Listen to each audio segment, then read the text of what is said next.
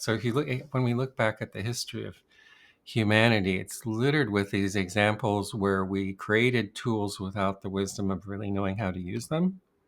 And it was only after kind of like, say, using DDT on plants in the 60s, great idea, technology, we're going to solve world hunger.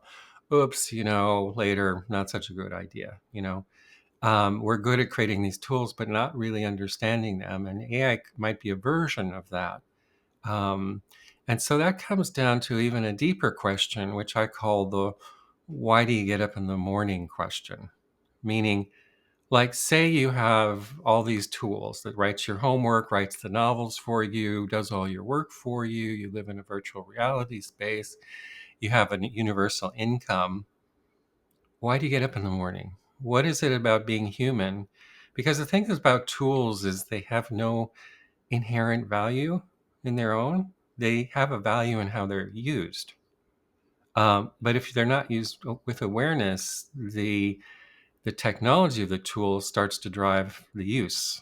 You know, so and we don't have a very good we don't have a well formulated answer as humans about why we get up in the morning. The kind of standard answers are we do things to make more money, to have power, to have safety, to be recognized.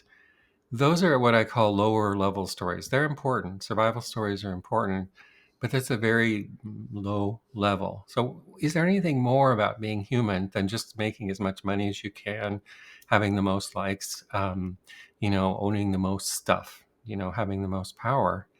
And I think that's where I always talk about how we're at this evolutionary node, whether we're going to go forward or not. And this seems to be one of those things we have to navigate. Why do we actually do what we do?